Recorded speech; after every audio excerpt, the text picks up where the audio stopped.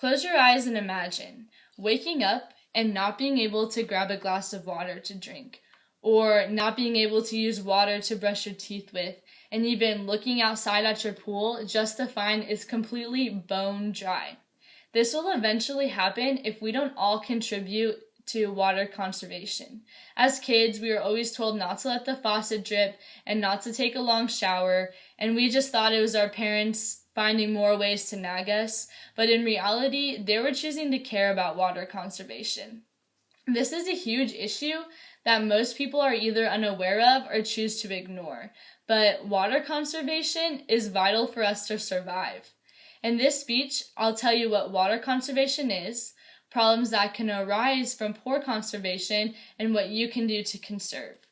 To begin, water conservation is how we manage the freshwater, protect our water environment, and meet humans' demand for water. The ultimate goal is to ensure future generations will have water and that the freshwater isn't being used more than it can be naturally replenished. In the US, we are unaware of how much water we waste and how other countries either have a very poor quality of water or they have very little water to begin with. To carry on, we use water for everything, in any shape, way, form, everything. Water is just as vital to us as oxygen is. And if we don't start conserving water, that can lead to the end of the human race, which is such a scary thing to even begin to think about. Other countries face diseases that lead to death because of their poor water. According to the Water Project in Africa, 1 out of every 5 deaths of children is caused by a water-related disease. Half of the hospital beds in the world are filled with sick people that have a water-related disease. In underdeveloped countries, 80% of their population are ill with a water-related disease. National Geographic says that 3.5 million people die each year because they have a water-related disease. In the United States, we don't hear about typhoid fever, a cholera, or any of those other waterborne diseases because we have a high-tech sanitary system that cleans our water really well.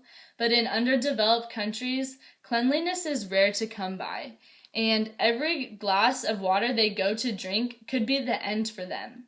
Yes, they might have access to water, but drinking unhealthy water is just like having no water at all. Now, if a child is stuck with a water-borne disease, then they cannot go to school, which means they are missing out on the opportunity to learn and grow. And that child's parent will have to stay home and take care of them.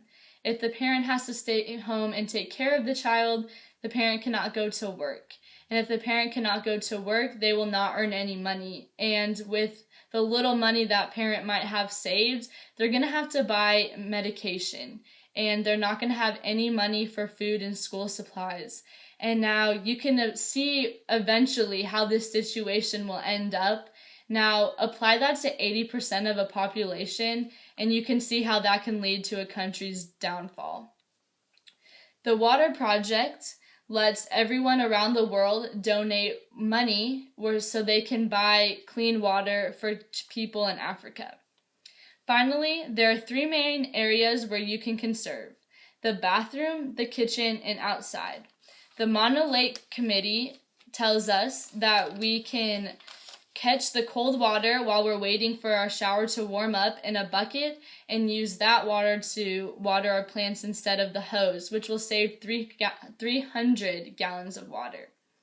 And when you're going to brush your teeth in the morning or to shave, don't let the water run. Turn it off. And just doing that simple task will save up to 3 gallons a day. In the kitchen, once again, don't let the water run if it doesn't need to be on.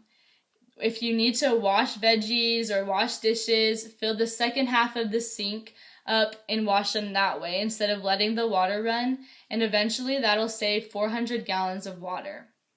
And when you're washing dishes, use less detergent. Using less detergent means you won't have to rinse off the dishes as much, which will save water as well. Outside, place mulch around all your trees and plants, which will allow the water to evaporate a lot slower, which will save 1,500 gallons of water a month. And if you have a pool, use a pool cover. Not only will the pool cover keep the pool water clean, but it'll help save 1,000 gallons of water a month. Now, if you have any hazardous materials, make sure that you dispose of them properly. 1 quart of oil can contaminate 250,000 gallons of water.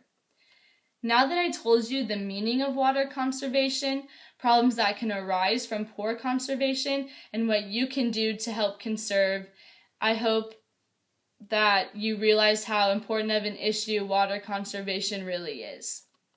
The EPA found that 10,000 gallons of water is wasted in the household each year, so I hope after this speech you change this.